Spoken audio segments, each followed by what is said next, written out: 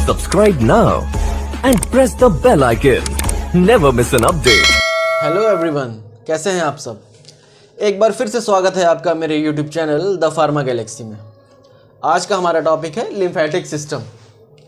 आज हम पढ़ेंगे लिम्फेटिक सिस्टम क्या होता है, इसकी कंपोजिशन के बारे में पढ़ेंगे, फंक्शन के बारे में पढ़ेंगे, फॉर्मेशन के बारे में पढ़ेंगे, इसके अंदर क्या क्या चीज़ें आती हैं, ये सब सारी चीज़ें हम लोग इसमें कवर करेंगे।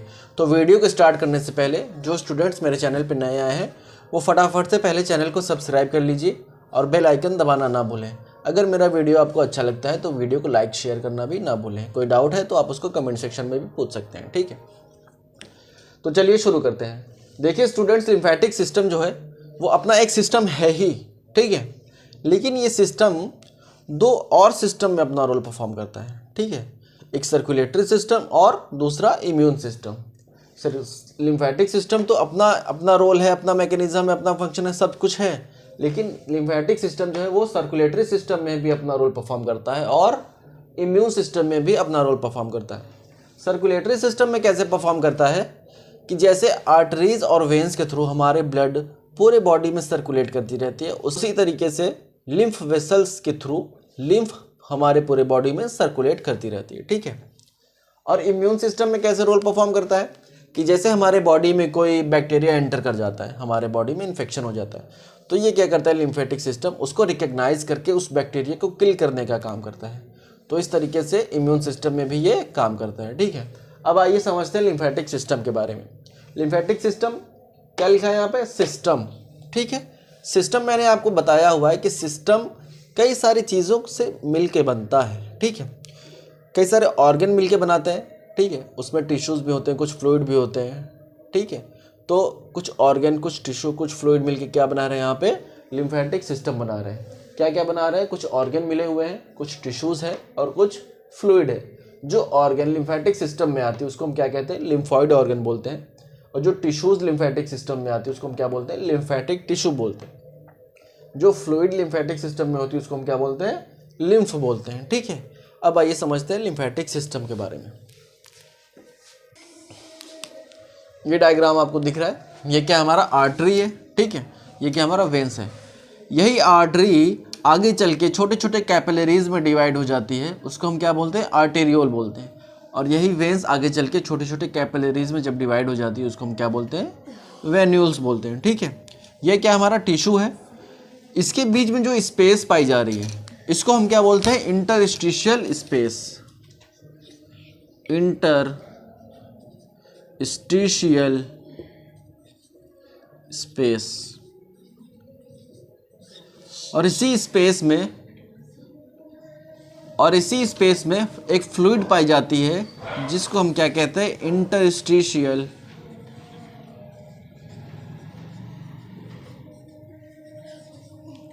फ्लूइड या फिर टिश्यू फ्लूइड,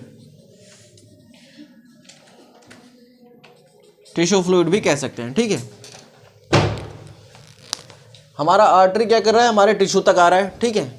टिश्यू में आने के बाद, मतलब टिश्यू तक आने के बाद जो हमारा ब्लड इसमें फ्लो कर रहा होता है वो यहाँ से लीक करता है, ठीक है।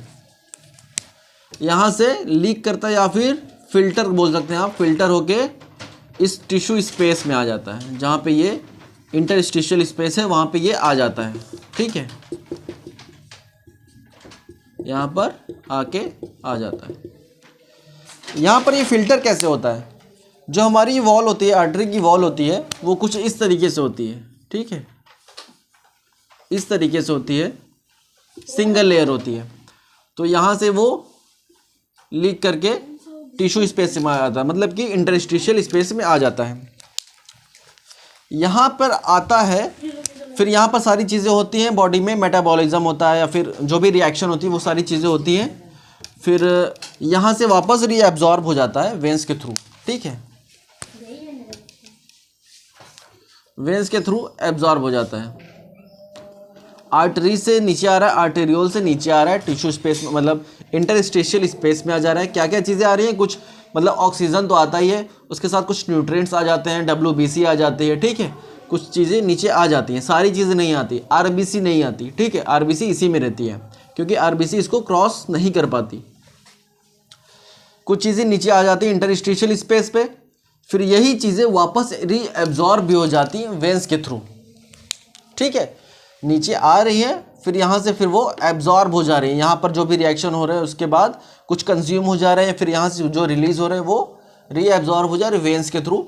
लेकिन अगर यहाँ से 100% निकल रहा है तो रीएब्जॉर्ब 85 to 90% ही हो रहा है, बाकी का 10-15% यहीं पे रुक जा रहा है। 10-15% जो है वो यहीं पे रुक जा रहा है, वो वापस नहीं जा रहा है। ठीक है, अब क्या होगा, ये जो 10-15% यहाँ पे रुक जा रहा है इसको हम वापस कैसे भेजेंगे, इसका जाना भी ज़रूरी है, क्योंकि अगर ये नहीं जाएगा तो ऐसे ही आर्टरी से लीकेज होता रहेगा, फिल्टर होता रहेगा और यहाँ पर इकट्ठा होते रहेंगे, तो क्या हो जाएगा, स्वेलिंग हो जाएगी। ठीक है, तो इसको दोबारा वेंस में भेजने के लिए, वेंस हमारा कहाँ गया, हार्ट को गया। ठीक है, तो ये जो बच गया है फ्लूइड, ये जो फ्लूइड बच गया है, इसको दोबारा वहाँ भेजने के लिए यहाँ पर छोटी छोटी कैपिलरीज बनती हैं, छोटी छोटी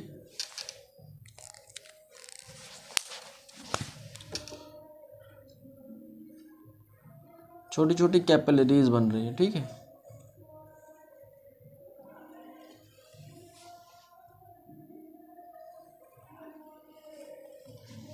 छोटी छोटी कैपिलरीज बन रही है। अब ये कैपिलरीज क्या करेंगी, जो फ्लूइड यहाँ पे बच गया है वो इसको एब्जॉर्ब कर लेगी। ठीक, ये जो फ्लूइड 10-15% यहाँ पर बच गया था, ये कैपिलरीज उसको एब्जॉर्ब कर लेगी। जब ये फ्लूइड इस कैपिलरीज के अंदर आ जाती है तब हम इस फ्लूइड को क्या बोलेंगे, लिम्फ। ठीक, जब ये बाहर था तब क्या कह रहे थे हम लोग, टिश्यू फ्लूइड। ठीक है, लेकिन जब ये एब्जॉर्ब होके इस मतलब कैपिलरीज के अंदर आ गई, फिर हम इसको क्या बोलेंगे, लिम्फ बोलेंगे। और इस कैपिलरीज को क्या बोलेंगे, लिम्फ कैपिलरीज, लिम्फ कैपिलरी। ठीक, अब यही कैपिलरीज मिलके यूनाइट करके क्या बनाती है, एक वेसल बनाती है, वेसल बनाती है जिसको हम क्या बोलते हैं, लिम्फ वेसल। समझ गए? यहाँ क्या हो रहा है, आर्टरीज आ रही है, आर्टरीज छोटे छोटे कैपिलरीज में मतलब डिवाइड हो जा रही है। ठीक है, ये क्या है, आर्टेरियल एंड होता है इसको। फिर यहाँ से ब्लड जो है वो लीक करके टिश्यू स्पेस में आ जा रहा है, इंटरस्टिशियल स्पेस में आ जा रहा है। फिर यहाँ पे जो भी सारी चीज़ें हो रही हैं उसके बाद यही फ्लूइड जो है वापस रीएब्जॉर्ब हो जाता है वेन्यूल्स के थ्रू, लेकिन पूरा एब्जॉर्ब नहीं हो पाता, 85 to 90% ही एब्जॉर्ब हो पाता है, 10 से 15% यहीं पे रुक जाता है। तो इसी 10 से 15% बचे हुए फ्लूइड को रीएब्जॉर्ब करके जो हार्ट तक ले जाती है उसको हम क्या बोलते हैं, लिम्फेटिक सिस्टम बोलते हैं। ठीक है, अब हम आगे पढ़ेंगे लिम्फ वेसल्स के बारे में, कैसे ये लिम्फ वेसल जो है हमारे हार्ट तक जाती है। अब देखिए, ये क्या है, हमारा लिम्फ वेसल है और ये क्या है, लिम्फ कैपिलरीज है। ठीक है, छोटी छोटी कैपिलरीज मिलके यूनाइट होके क्या बना रही है, लिम्फ वेसल बना रही है। जो लिम्फ वेसल होता है वो कुछ इस तरीके का होता है। ठीक है, कैसे होता है कि जो मतलब कि इसकी वॉल है वो ओवरलैप करी होती है, वो इस तरीके से होती है, इस तरीके से ओवरलैप रहती है एक दूसरे पे। ये देखिए, ठीक है, ओवरलैप रहती है।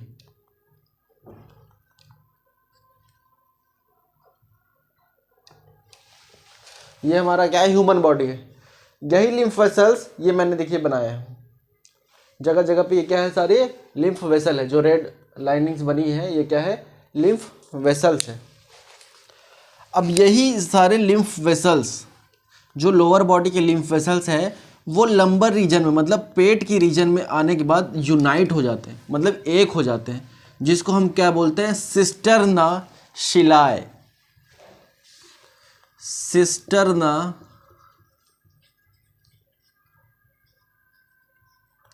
शिलाए, शिलाए बोलिए, चिलाए बोलिए, चाइली बोलिए, कैली बोलिए, जो भी बोलना है उसको बोलिए। ठीक है, जो हमको समझ आया मैंने उसको बोल दिया। जो लिम्फ वेसल्स है वो यूनाइट हो जा रही है लंबर रीजन में, उसको हम क्या बोल रहे हैं, सिस्टर्ना शिलाए। अब यही जो सिस्टर्ना शिलाए है वो अपवर्ड डायरेक्शन में जाने के बाद, थोरैसिक रीजन में आने के बाद इसका नाम बदल जाता है, इसको बोलते हैं थोरैसिक डक्ट। ठीक है, क्या बोलेंगे? थोरैसिक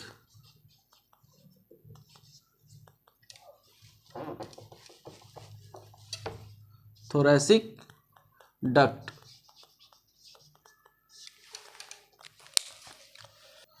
ये थोरैसिक डक्ट जो है वो ऊपर आ गया। अब क्या कह रहा है कि upper left quadrant. Upper left quadrant का क्या मतलब है कि जो हमारा, एक तरीके से ऐसे बांट दीजिए 2 भागों में, ठीक है। तो ये जो साइड है उसको क्या बोलेंगे? Upper left quadrant. Upper left quadrant के जितनी भी लिम्फ वेसल्स हैं वो क्या करते हैं? यूनाइट होके थोरैसिक डक्ट में आके मिल जाती हैं। ठीक, ये जो हाथ के और ये कंधे की जो वेसल्स हैं ये क्या करेंगी? थोरैसिक डक्ट में आके मिल जाएंगे।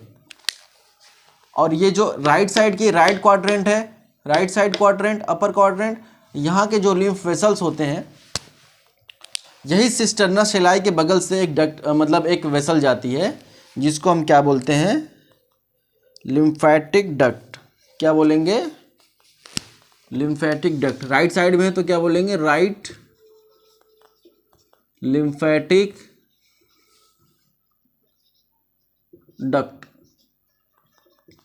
अब यही डक्ट आगे चल के फिर ऊपर चली जाती है और जो मतलब अपर राइट क्वाड्रेंट के सारे वेसल्स हैं वो यूनाइट होके कहाँ पे आके मिलते हैं? राइट लिम्फेटिक डक्ट में आके मिल जाते हैं। अब ये राइट लिम्फेटिक डक्ट जो है वो राइट सब क्लेवियन वेन में आकर मिल जाती है। राइट लिम्फेटिक डक्ट जो है राइट सब क्लेवियन वेन, ये क्या है? सब क्लेवियन वेन। सब क्लेवियन वेन, राइट साइड है तो राइट, और ये इस साइड का क्या है? लेफ्ट साइड का लेफ्ट सब क्लेवियन वेन। लेफ्ट सब क्लेवियन वेन। ठीक है, जो लेफ्ट साइड का है वो क्या करता है? सिस्टर्ना शिलाई से होकर ऊपर जाता है, ऊपर थोरैसिक डक्ट आती है, थोरैसिक डक्ट में सारे वेसल्स यूनाइट होकर मिल जाते हैं और यही थोरैसिक डक्ट जो है वो लेफ्ट सब क्लेवियन वेन में जाके मिल जाता है। और राइट वाला क्या होता है कि जो राइट लिम्फेटिक डक्ट है वहाँ पर सारे वेसल्स आके मिलती हैं और लिम्फेटिक डक्ट जो है वो राइट सब क्लेवियन वेन में आके वो मिल जाता है। यहाँ पर एक वॉल्व लगी होती है, यहाँ पर एक वॉल्व लगी होती है सब क्लेवियन वेन में, इसलिए लगी होती है कि सिर्फ जो लिम्फ की एंट्री है वो हो, बाकी जो वेन्स में जो ब्लड फ्लोट कर रहे हैं, मतलब जो ब्लड फ्लो कर रहे हैं वेन्स में, वो बाहर की तरफ ना आए। बाहर की तरफ रोकने के लिए उसको मतलब कि एक वॉल्व को लगाया गया उस पर सब क्लेवियन वेन में कि सिर्फ लिम्फ जो है वो बाहर से अंदर आ जाए, अंदर की जो ब्लड है वो बाहर की तरफ ना जाए। ठीक है, उसको रोकने के लिए यहाँ पर एक वॉल्व लगाया गया है। अब वॉल्व की बात कर रहे हैं तो यहाँ पर भी देखिए, जब लिम्फ वेसल्स, ये जो है लिम्फ वेसल जो है वो इस तरीके से बनी होती है, इसका एक मकसद है क्योंकि ये यहाँ पर भी वॉल्व लगी होती है, यहाँ पर भी वॉल्व लगी होती है जिसको हम क्या बोलते हैं? One way valve. ये क्या काम करती है कि जो लिम्फ का फ्लो है वो ऊपर, मतलब कि एक ही डायरेक्शन में बनाए रखती है, वो बैक फ्लो नहीं होने देती, बैक फ्लो से उसको रोकती है। जो ये वॉल्व है ये क्या काम करती है कि जो लिम्फ का फ्लो है वो एक ही डायरेक्शन में उसको बनाए रखती है, आगे की तरफ बैक फ्लो होने से उसको रोकती है।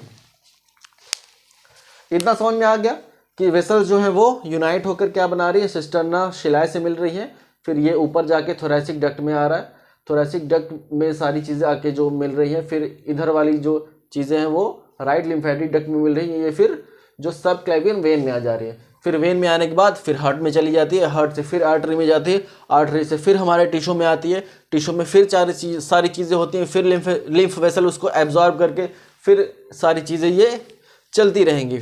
ठीक है, इतना समझ में आ गया। अब देखिए एक चीज़ गौर करने वाली है, जो हमारा ब्लड है वो फ्लो कर रहा है।